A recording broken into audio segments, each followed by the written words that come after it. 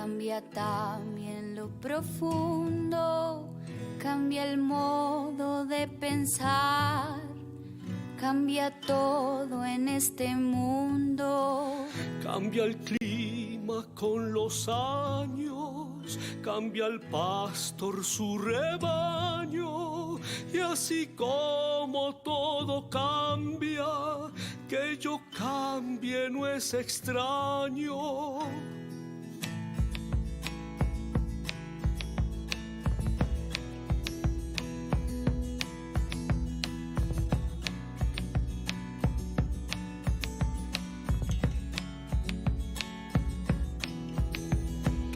Amigos, amigas de Totum Revolutum, hoy tenemos nuevamente con nosotros a José Carlos Flores Lizana, que nos atiende esta mañana desde Cosco, conocido como el ombligo del mundo. Buenos días, José Carlos. Y Mainaya Kashanki, Alin Chaskikankai. Bienvenido a Todo Cambia.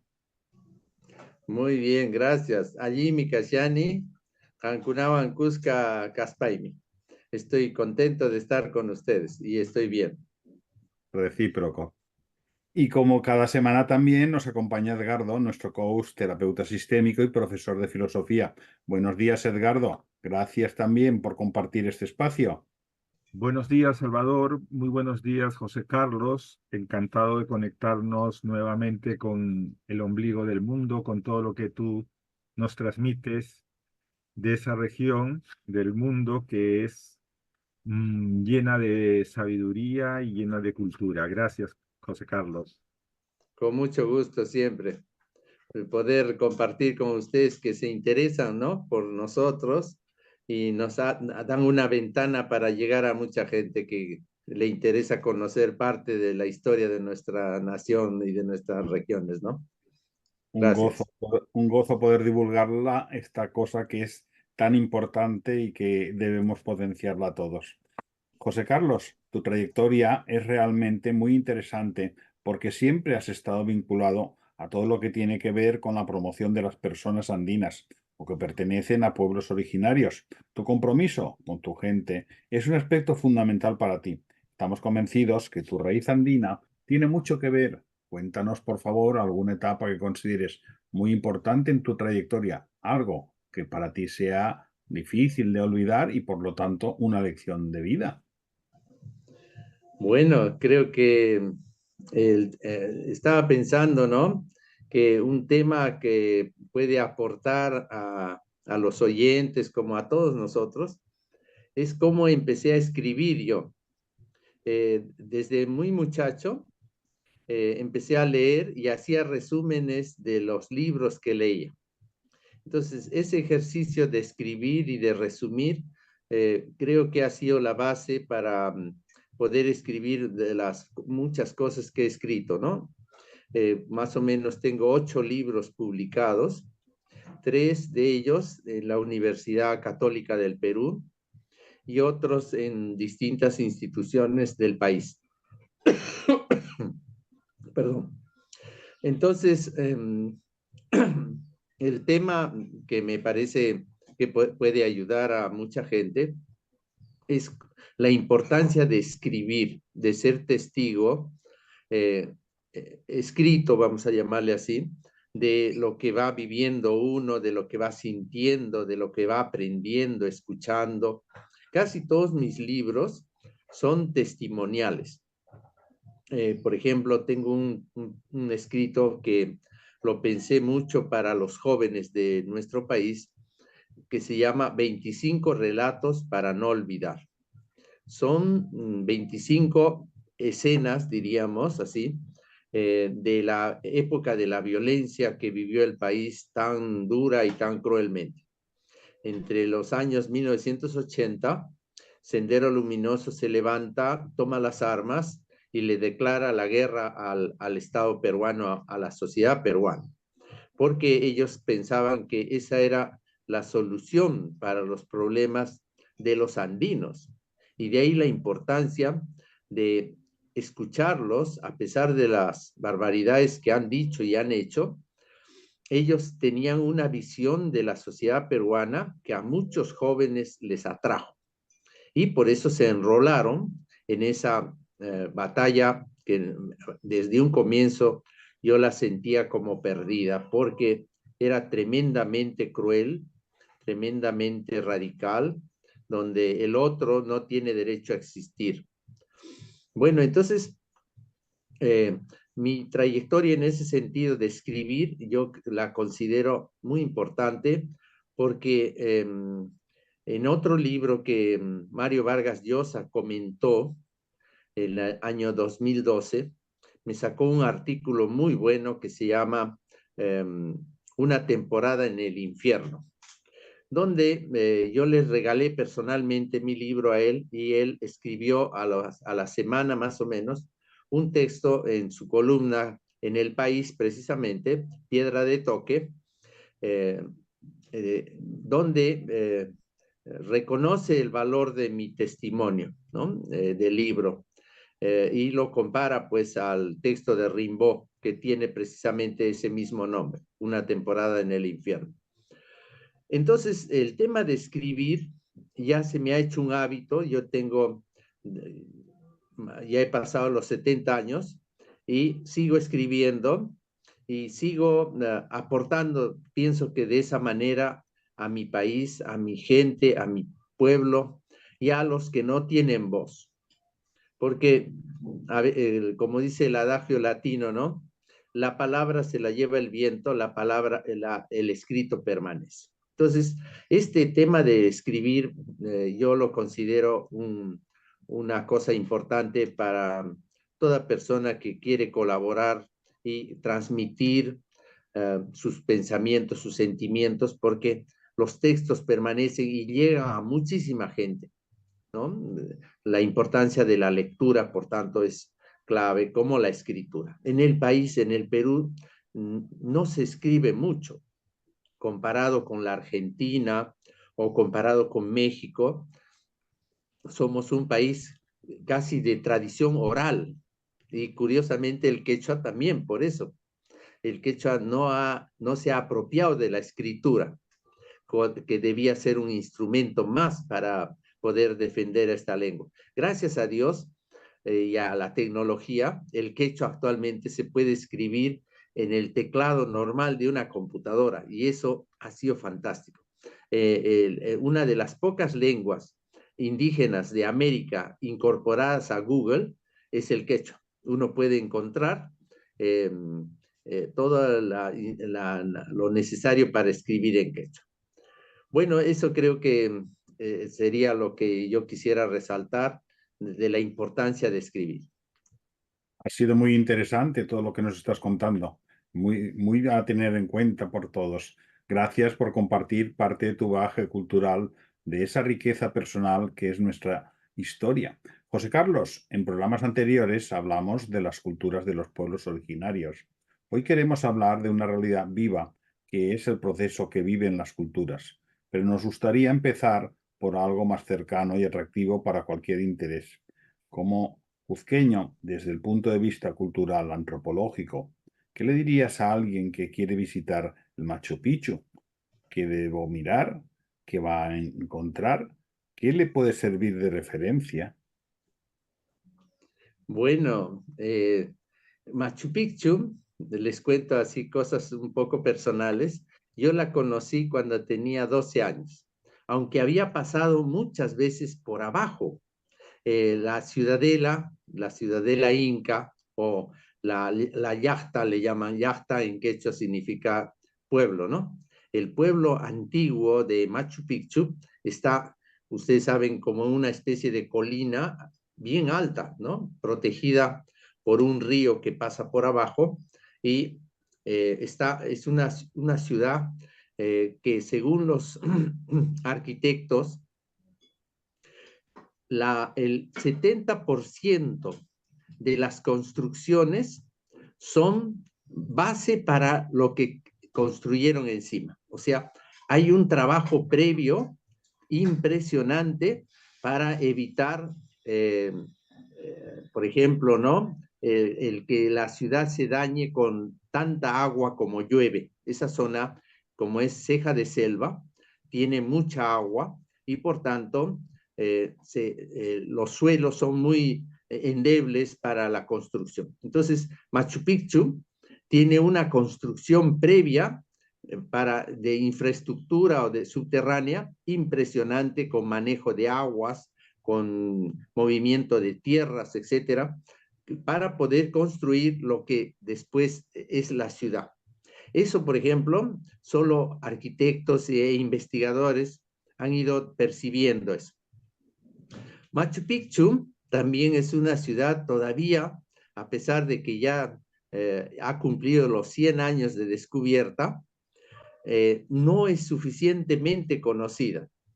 Yo tengo un hermano que está construyendo una maqueta de Machu Picchu, una maqueta topográfica de 6 metros por 4, milimétrica, para poder demostrar, por ejemplo, ¿no?, cuál fue la unidad matemática, la medida matemática de los andenes, de las escaleras, de las ventanas, de los edificios.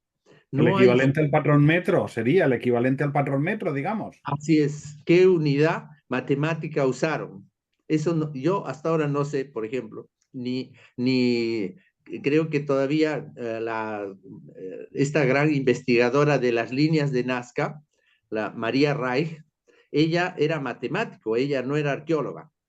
Y cuando viene al Perú, se interesa por estas figuras que están relacionadas con investigaciones cósmicas, ¿no?, de los Paracas, de Nazca Paracas. Una de sus preocupaciones fue cuál fue la unidad métrica o matemática para construir esas figuras.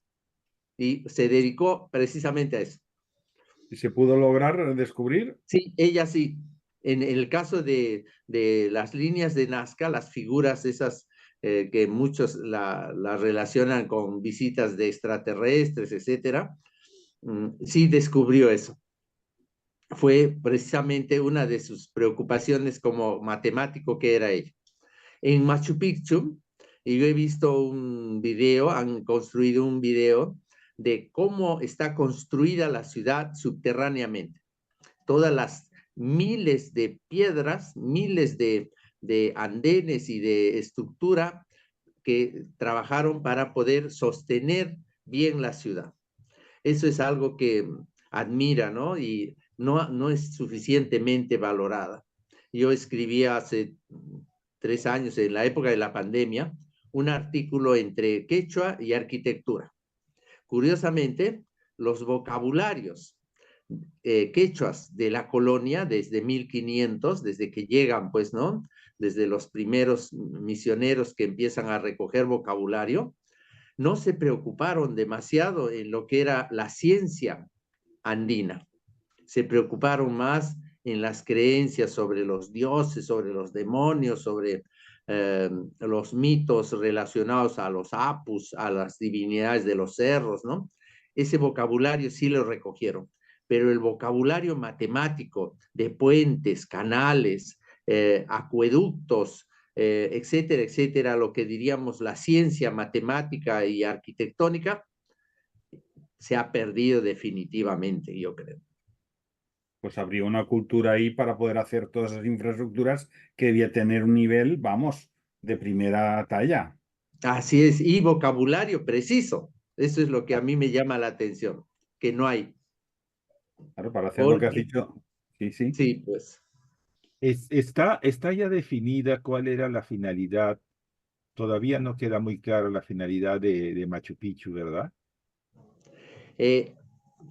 Dicen que era primero una cosa que está cambiando en la perspectiva de nuestra cultura, así como Caral ha marcado un hito y diferenciado sobre la cronología del origen de nuestra cultura. Machu Picchu también, y la relación entre la cultura inca y la Amazonía. Ahora, pues, el año pasado, en noviembre, participé en la presentación de un libro donde se prueba que el Capajñán, el camino de los incas, llegó hasta Brasil, llegó hasta el Atlántico, y se han encontrado ruinas incas en el territorio de Brasil.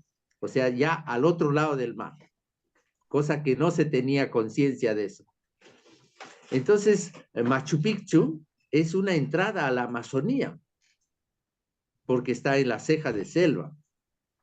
Y así muchas entradas, actualmente ¿cómo se llama? Vilcabamba, en la convención también acaban de descubrir nuevas construcciones incas impresionantes, tragadas por la selva, ¿no? Y como fue Machu Picchu, pues, Machu Picchu desaparece, comida por la selva y por el caos que produjo la conquista, ¿no? Algunos dicen que era una ciudad sagrada, fundamentalmente pienso yo que por el tipo de clima, era un lugar donde se cultivaba mucho la coca, porque esa zona es ideal para la coca. Y como la coca era sagrada y usada para medicina, para rituales, para intercambios, etcétera, pienso yo que Machu Picchu era un lugar de producción de coca, fundamentalmente, y de otros productos, ¿no? El Imperio Inca, por su característica, siempre trató de integrar los tres espacios, ¿no? Costa, sierra y selva. Y lo logró hacer, pues. Sí. Una pregunta que me ha venido al pensamiento ahora. ¿Se han encontrado infraestructuras hidráulicas de la época? Claro.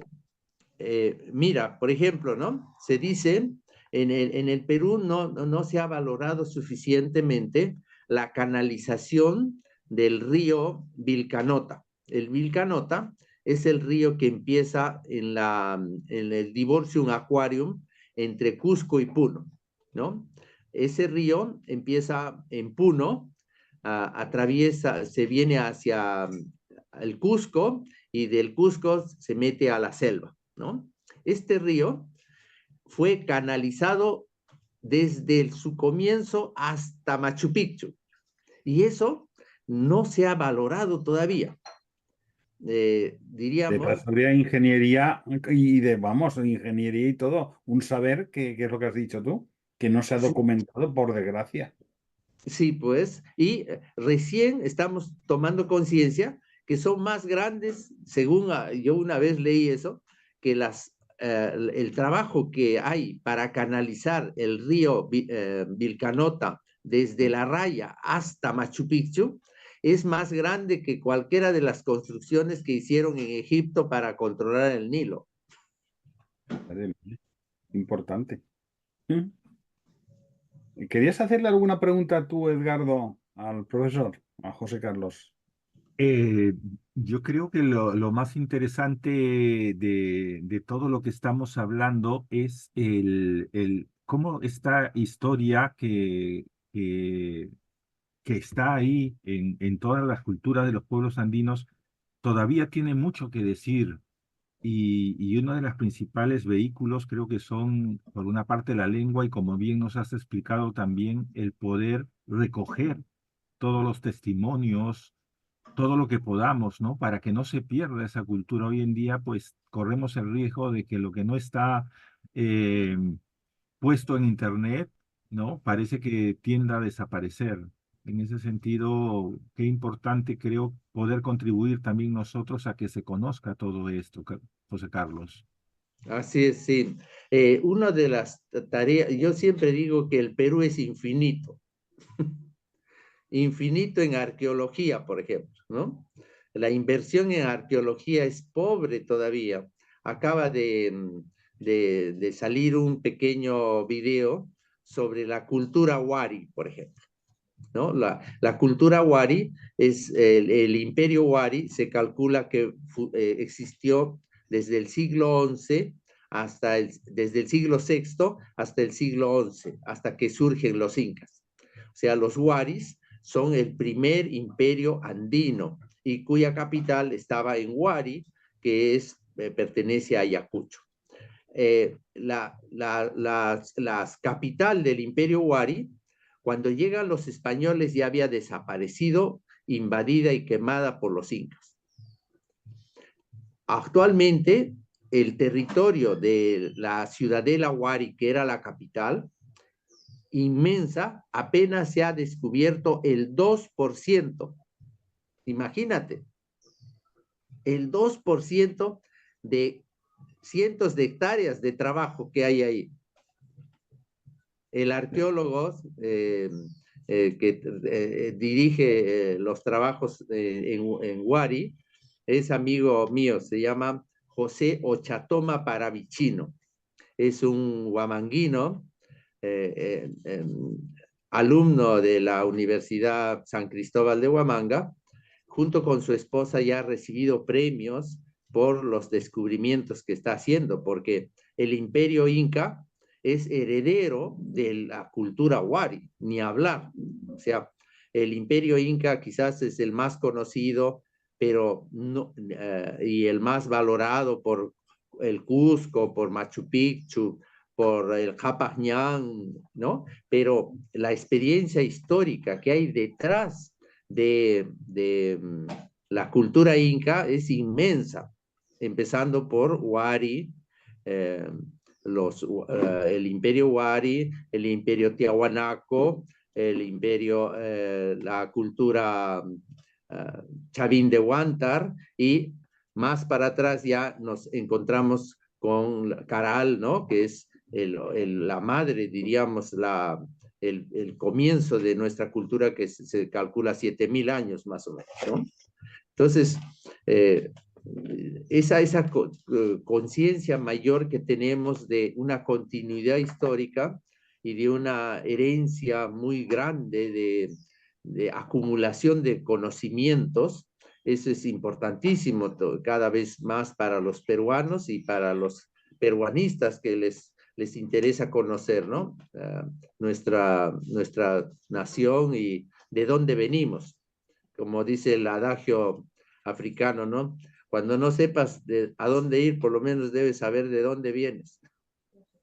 Es importante saber de dónde viene cada uno. José Carlos, nos has hablado actualmente de todos estos nuevos y potentes descubrimientos en las culturas precolombinas, esos descubrimientos arqueológicos que nos has comentado que pueden hacerse gracias a los avances tecnológicos, que aún así representan un 2% del total que puede haber. Háblanos también de ese horizonte cultural que está cambiando la visión de los orígenes de las culturas de los pueblos americanos. Profundiza un poquito, si puedes, este tema. Ya, como digo, ¿no? Los descubrimientos últimos, por ejemplo, en Chavín de Huántar, interesantísimos, hará pues un par de meses, me llegó cómo han metido pequeños robots dirigidos en unas galerías subterráneas, como lo están haciendo en Egipto, ¿no? La tecnología es fabulosa, meten pequeños robots con cámaras fotográficas que van filmando todo lo que hay adentro, y han encontrado unas galerías de 2000 años que nadie, intocadas. Gracias a la tecnología estamos descubriendo una riqueza inmensamente más grande de la que tenemos conciencia. También yo creo que el país debe y se está invirtiendo para precisamente eso, ¿no? Porque el Perú apenas, fíjense, en comparación a España o a México, en lo que es turismo, es poquísimo lo que todavía atraemos. No llegamos ni a los 4 millones de turistas anuales. España pasa a los 30 o 40 millones al año. México igual. Entonces, el Perú, que tiene una riqueza cultural, una riqueza geográfica, climas, variedad de plantas, variedad de animales, acabamos de ganar a Colombia en lo que son aves. Más de 1.600 variedades de aves para todo el bird watching, el avistamiento de aves. Entonces, es una biodiversidad para tenerla en cuenta y que la gente vayamos a conocerlo, porque es importantísimo todo lo que podemos encontrar. Sí, pues en climas, sabores.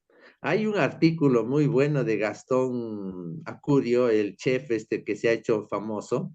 Hay un artículo que se publicó en el 2012, que se llama Peruanicemos el mundo.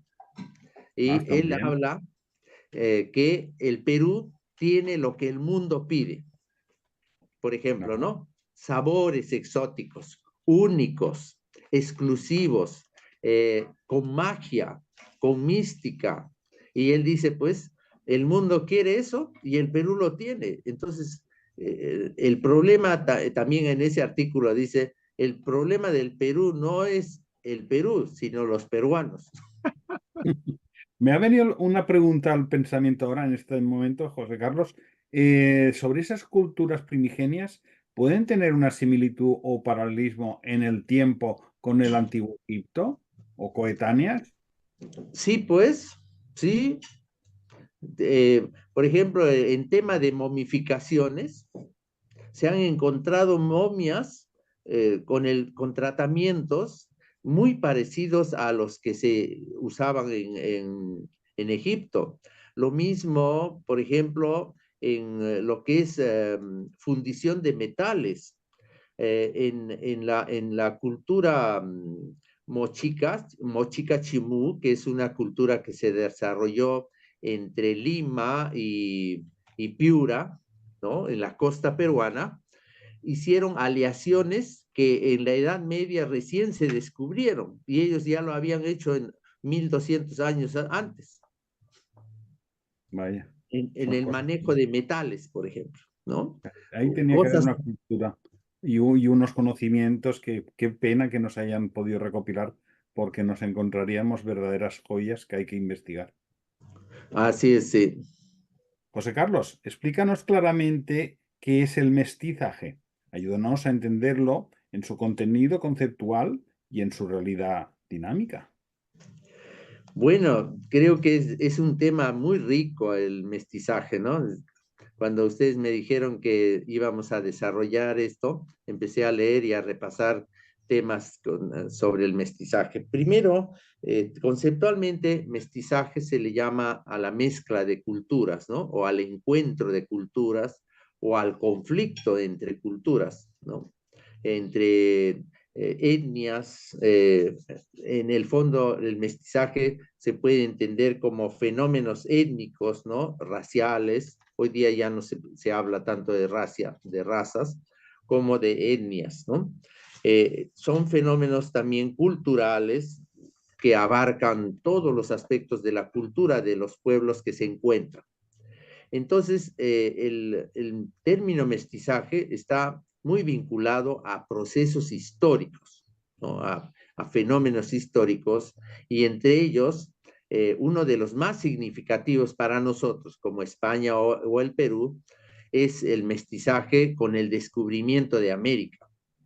Algunos dicen, pues, que el mayor mestizaje de la historia de la humanidad se dio entre estos dos mundos, ¿no? El viejo mundo y el mundo de América, ¿no? Porque se dio el mestizaje y sigue, este fenómeno continúa.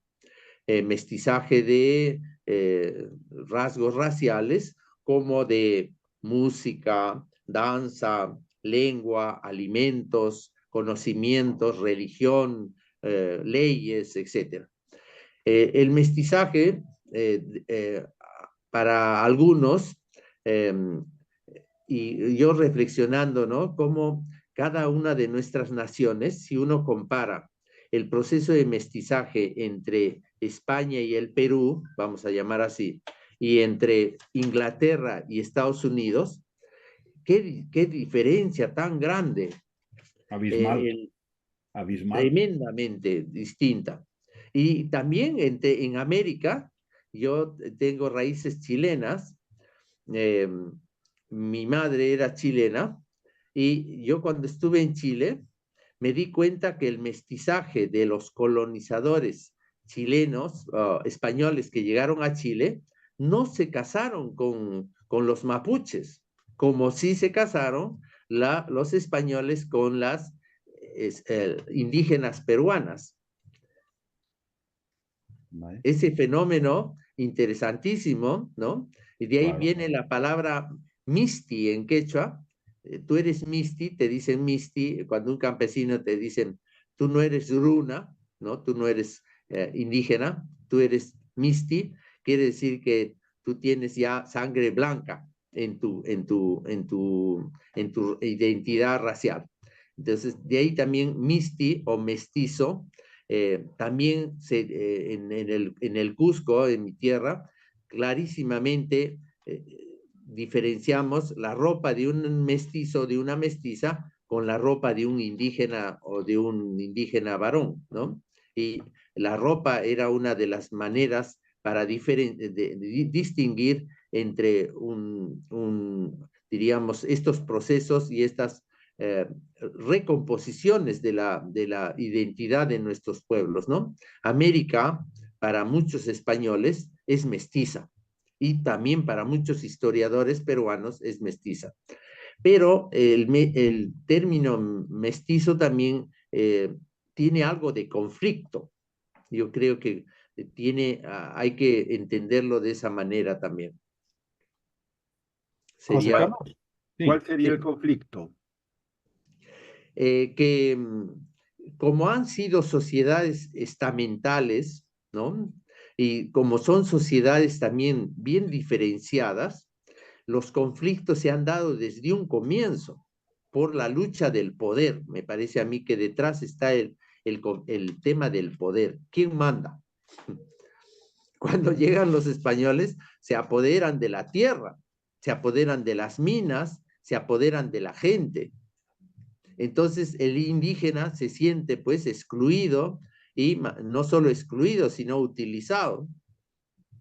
Entonces empieza a crearse un conflicto. Tú eres runa, tú eres campesino, tú eres comunero, tú eres misti, tú hablas castellano y tú ya tienes las costumbres de un español o de un occidental. Tú ya no perteneces, te estás diferenciando de nosotros. Y muchas veces el indígena siente que el mestizo es un traidor de alguna manera de su identidad. Y el misti también se ha vuelto una especie de bisagra entre el mundo andino y el mundo occidental. Y por eso digo yo que tiene el término de mestizaje, tiene también matices de conflictividad, ¿no? Así es. José Carlos, es muy interesante todo lo que nos estás comentando. ¿Y qué condiciones se dan para que ese mestizaje se pueda realizar de una manera enriquecedora para ambas culturas? ¿Qué pasa cuando es una cultura la que se impone a otra, como has comentado? ¿Puede haber allí también mestizaje?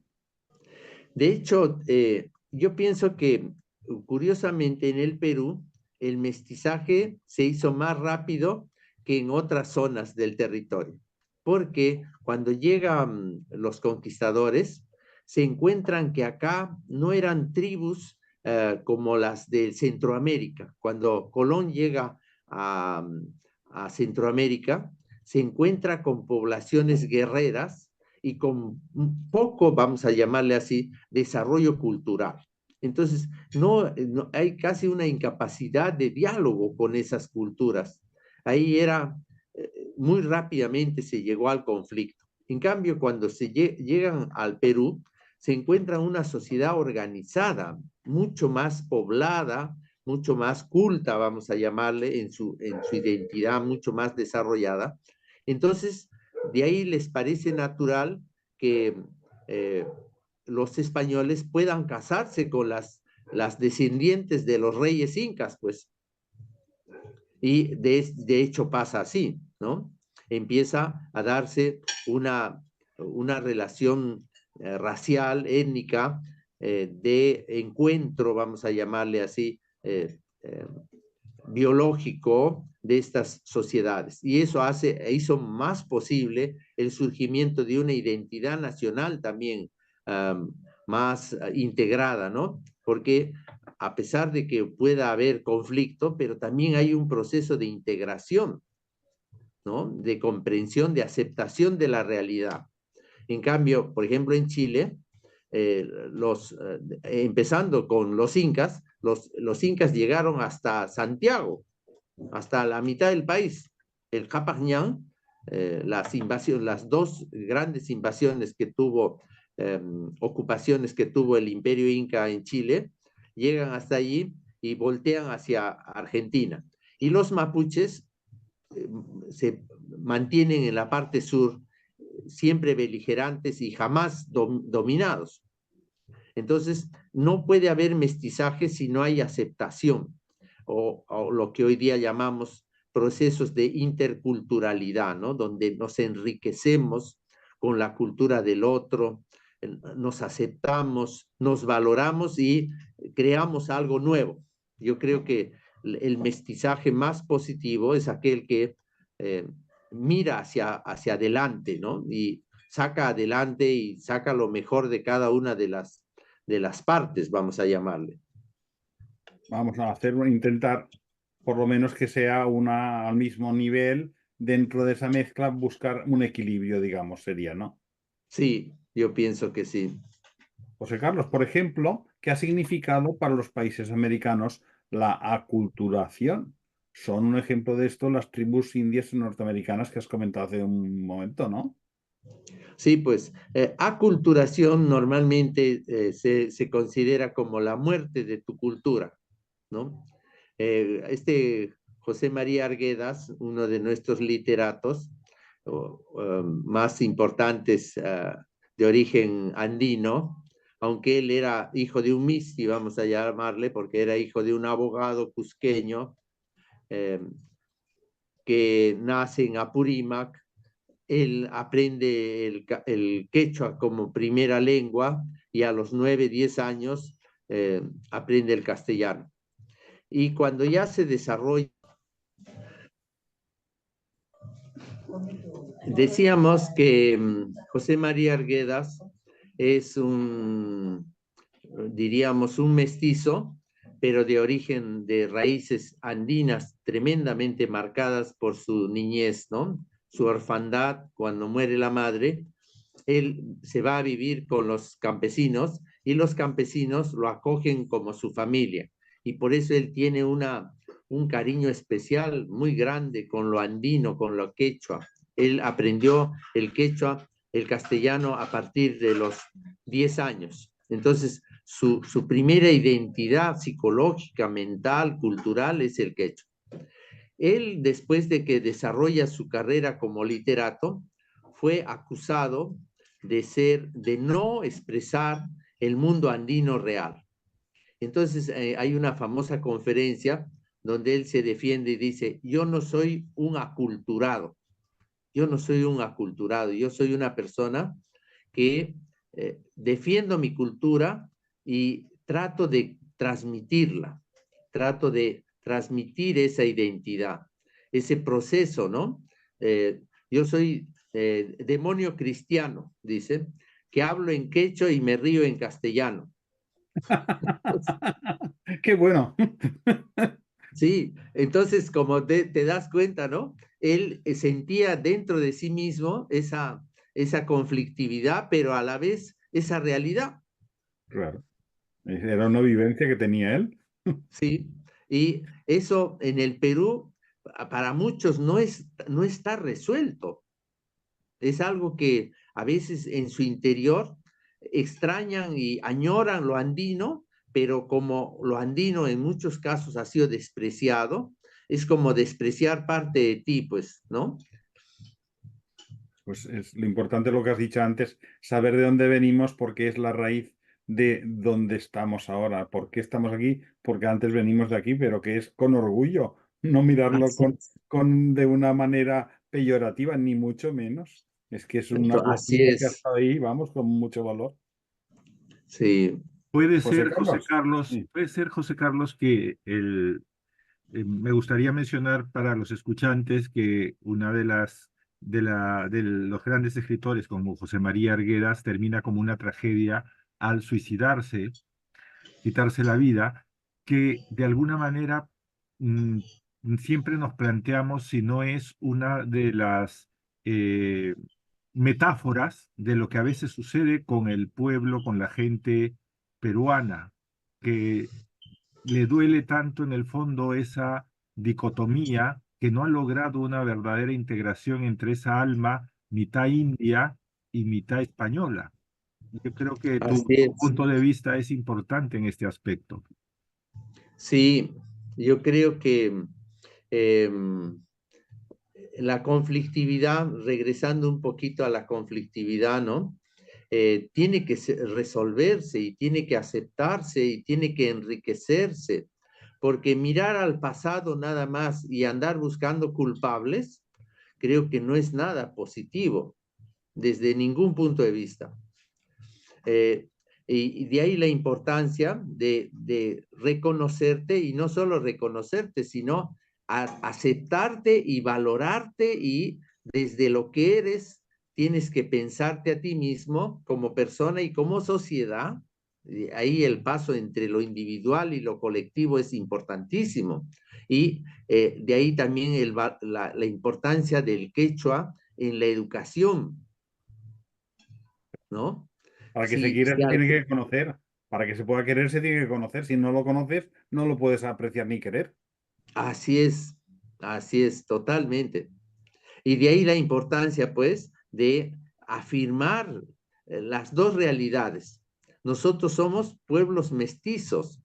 Claro. No queremos volvernos como le llaman, el incaísmo. En el mundo andino a veces hay sectores sumamente, diríamos, yo los considero conservadores, porque quieren volver al imperio inca. Es una utopía muy bonita, pero no es práctica. Así es, y no es real. Claro, es vivir en el país de Yupi. Así es. José Carlos, en España existieron muchas culturas que se encontraron y convivieron. Los celtas, los íberos, los romanos, también fenicios, etcétera. ¿Crees que puede ser un ejemplo de mestizaje? ¿Qué Yo procesos de creo que mestizaje sí, contemporáneos nos podrías ilustrar, por ejemplo? sí, yo creo que sí. Justamente la ubicación geográfica de la península ibérica ha hecho posible eso, ¿no? Precisamente, creo yo. Yo tuve la suerte de estar en España, en Granada, y valoré muchísimo la presencia árabe, ¿no? La cultura Ahora árabe. muchísimo, muchísimo cultura y saber.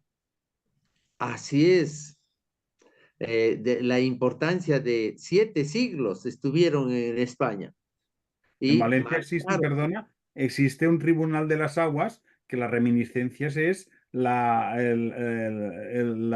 usos y costumbres árabes y la forma que se reúnen, el pie y toda la historia, son reminiscencias árabes. O sea, 700 años después continúa un tribunal de las aguas con basándose en esa sabiduría árabe. Así es. Entonces, yo pienso que la historia de la humanidad es una permanente movimiento de razas, culturas, mezcladas con guerras, mezcladas con amor, mezcladas con poesía, mezcladas con intereses, ¿no? Que hay que ir manejándolas y integrándolas y mirando el futuro, no tanto mirando para atrás, porque se mira para atrás para poder caminar hacia adelante nomás, ¿no? Ese espíritu de quererse quedar en el pasado no me parece tan positivo. Se tiene que este Galeano tiene un muy buen artículo a propósito de los 500 años. Él dice, ni historia negra ni historia rosada, ¿no? Ni los malos son tan malos ni los buenos son tan buenos, diría el refrán también, ¿no? Sí, y más bien tenemos que hacer una autovaloración, un sopesar qué es lo que nos conviene, qué es lo que nos favorece a la vida, al bienestar de todos, etcétera, ¿no? Ese es el punto de vista fundamental. Ver qué es lo que haya que cambiar, se cambia y lo que pues sea positivo para todos, potenciarlo. Sí, así es. Eso, En la realidad actual, el mayor conflicto que se está dando puede ser entre la cultura como diríamos, del McDonald's y el resto de las culturas? Sí, la potencia que tienen los medios de comunicación actuales son demoledores para nuestras culturas locales. Por eso es que yo creo que resurgen los nacionalismos, pues, de alguna manera, porque la cultura occidental con la tecnología que tiene y los recursos que tiene para aplanar las otras culturas es mucho más grande, más poderosa que la que tuvo la colonia con nuestra cultura andina. Lo- Y de ahí la importancia de la valoración, pues, de lo que somos, de lo que queremos y de tampoco contagiarnos con lo que se dice mucho, ¿no? En el Perú se valora más lo gringo, lo que viene de fuera, que lo que viene de atrás, lo nuestro.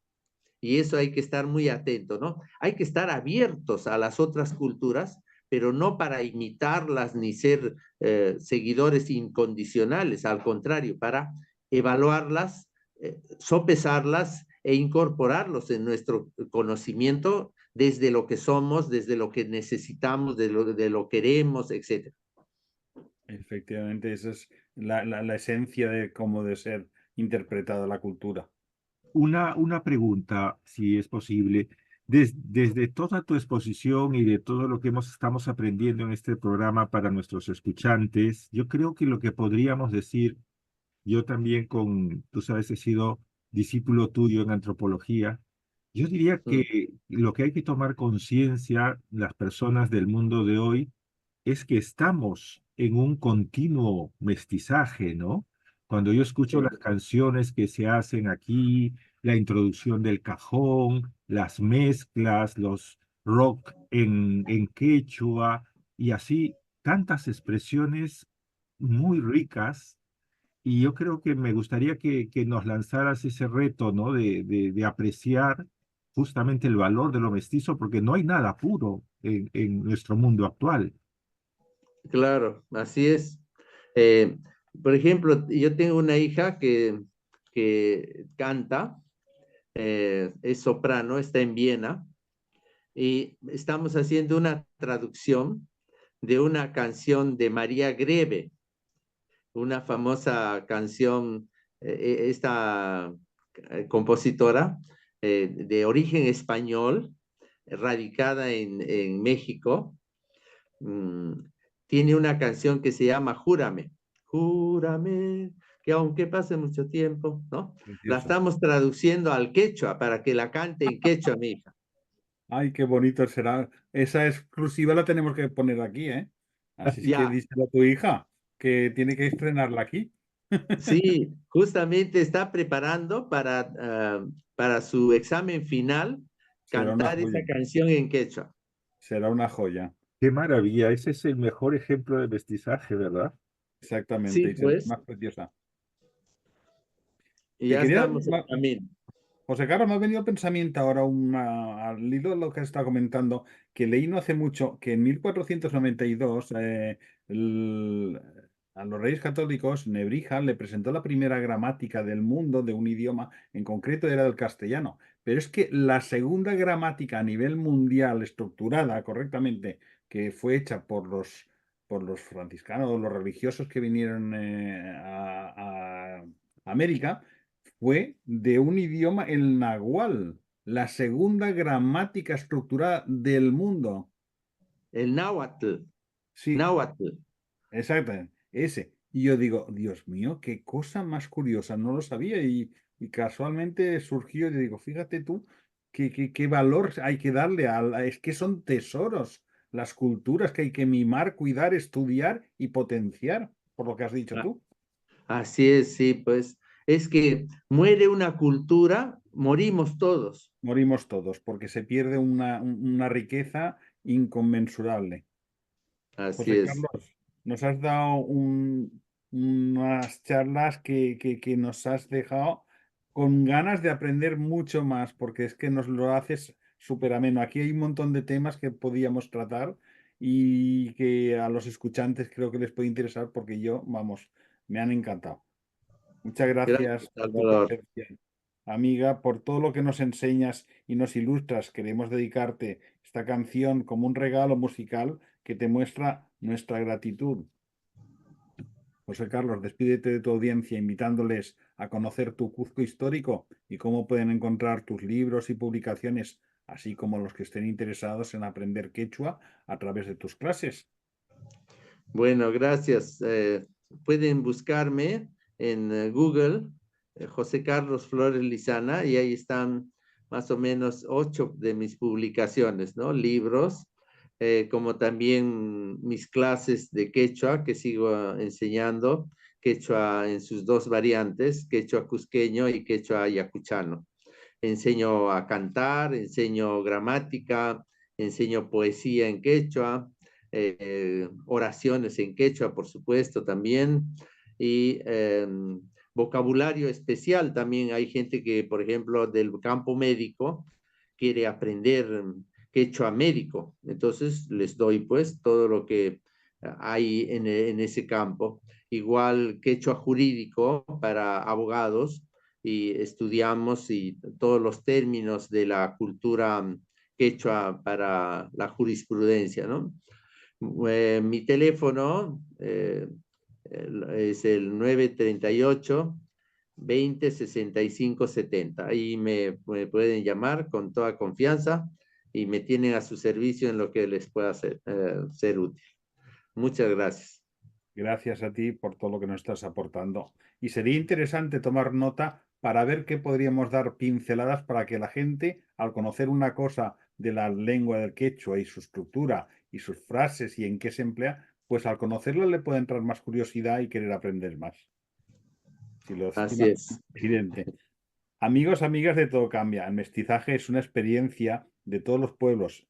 Es una parte de la historia que no siempre se ha dado de la manera más igualitaria y justa, pero es siempre una riqueza que nos deja muchas enseñanzas y nos ayuda a aprender de los errores. Me gustaría terminar con 2 frases que reflejan la realidad del mestizaje. Asumir el mestizaje tiene tanta importancia como reclamar el derecho a la diferencia y reducir la capacidad de acumulación a cambio de estimular el desarrollo de los cada día más condenados de la tierra. Creo en la cocina del mestizaje, que es el fruto del paso del tiempo, de invasiones, de la integración de usos y costumbres de diferentes pueblos. En definitiva, el mestizaje es producto de la historia. Todos hemos de aprender de la historia de nuestros pueblos. Gracias, José Carlos, por estas charlas tan amenas y tan interesantes que nos ayudan a entender las raíces de las culturas. Y gracias también, Edgardo, por tu aportación. Cambia el clima. Gracias a ti, Salvador. Con los años. Gracias, Cambia Edgar. el pastor su rebaño, y así como todo cambia, que yo cambie no es extraño.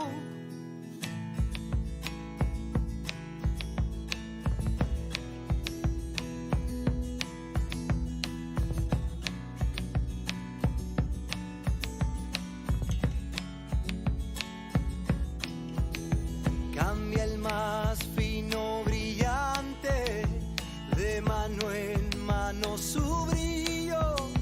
Cambia el nido, el pajarillo, cambia el sentir de un amante, cambia el rumbo, el caminante, aunque esto le cause daño. Y así como todo cambia, que yo cambie no es extraño.